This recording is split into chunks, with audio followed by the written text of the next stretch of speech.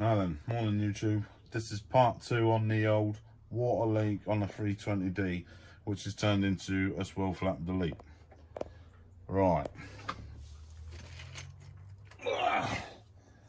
These bad boys are the swirl flaps. As you see,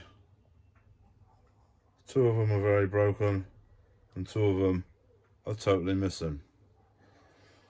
Apparently on these N47 engine, it's not quite the same as on the normal M50s, M50, I think it's 57 and an M47 engine, where you would blank off these all together. As you can see, there's no actual way you could blank them off. You can't screw them in, there's no way to do it. So apparently what they do is, where's the bit gone? 1 second.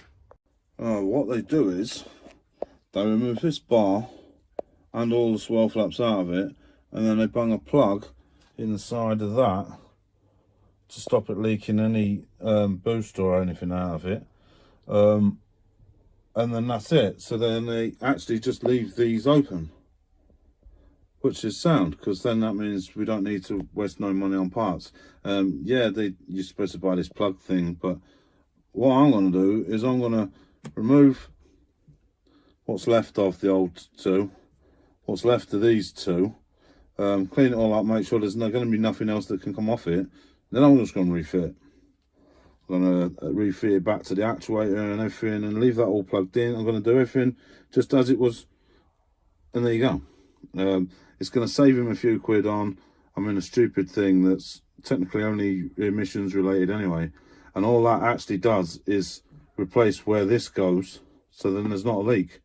So if I just leave this in and no doodahs, it's just going to be as it was anyway. So that's how it is. I've discussed it with a couple of people, we're of the same opinion, so that's what I'm going to do. So time to get it shitted up again. I've got to get these off, finish getting this cleaned, and then I've got to go and do the intake runners on the cylinder head, because they're still coked up to fuck. Parts should be here today, so we should be getting this back together.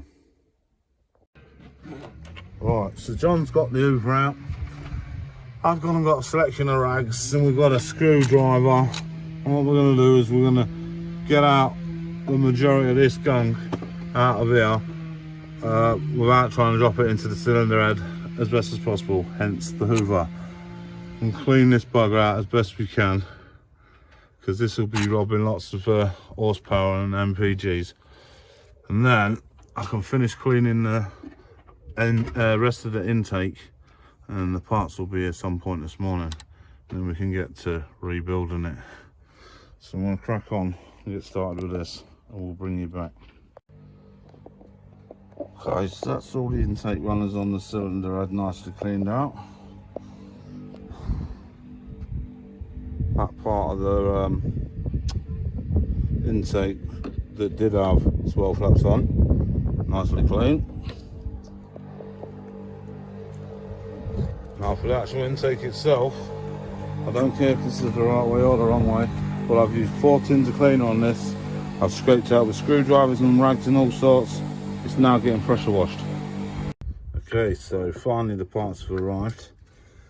As you can see, after a thorough pressure washing, this intake is lovely. And we're lovely in there. And John's just going to give the throttle body a bit of a clean while I reinstall this pipe, and then we get to putting it back together, this whole mess. Oops, we missed a bit of cleaning. Let's get that done. Water pipes back on. Lovely fucking jubbly. Now, while John cleans this, I'm going to get the intake bolted on. Alright, so that's the intake bolted back on. Now I've got to mess around putting all this wiring back wherever it came from. John's just finishing cleaning up that throttle EGR elbow assembly. Cleaned up the throttle plate. Yeah, this is going to run like a new car when it's done. Might smoke a little bit when she first starts, because she's going to be full of shit probably. but we shall see. I'll get you back when I get a bit more progress. Okay, so this is all back together. I believe everything's in the right place. We're topping up the coolant. That's not rust water, that's the colour of the coolant. Then we're going to run it and see what happens. Done a little bodge on his intake pipe for him, just to see him through for now, so he can get himself a new one.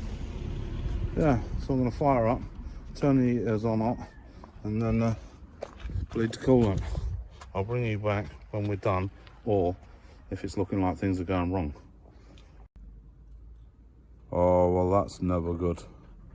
She was chuffing some smoke out of this end when I was trying to start her. I don't think this was sealing properly. I'm not sure it's going to seal properly again. I tried to tighten it up and I over tightened this bolt and snapped it off. Now I'm in a whole world of hurt. Back to square one with even more work to do. Absolutely fucking mint.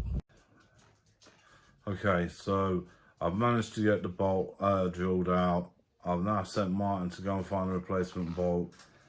I've got the manifold and the bottom piece, I think, seated correctly, and now ready to fit on the car. They're all offered up. Just waiting for this bolt, and then I can attempt to bolt it back up again, and then see if this is actually going to work. If not, he's going to need to buy that bottom piece, because it's all iron gasket as well. We was trying to hope that we wouldn't have to do that, but tough titties if that's what it comes to. So I'm just waiting for Martin to come back. I need for 5 minutes because I'm stressed out to fuck, because this hour job has taken all afternoon. Well, 3 hours now. Mint. Fucking mint. Right, so I've sacked it off for the day. I've banged it back together for a second time. It keeps chuffing out. I reckon it's something to do with where the swirl flaps were, or because we tried to reuse the intake gaskets. I do not have a clue.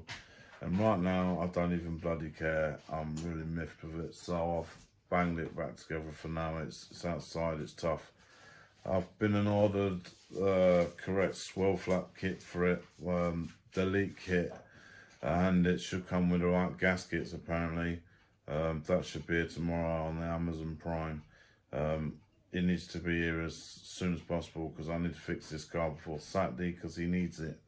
So yeah, I just hope this fixes it.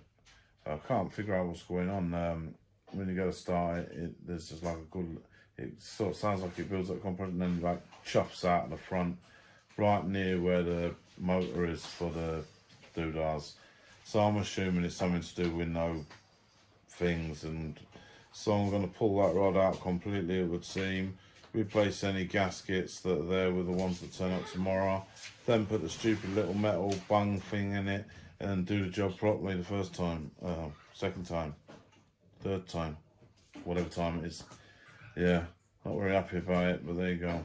I'm going to have to edit this and put it up, and yeah, this is going to be not very successful, but never mind. If you like the video, consider subscribing, all that bollocks. If not, who gives a shit? Until next time, cheers.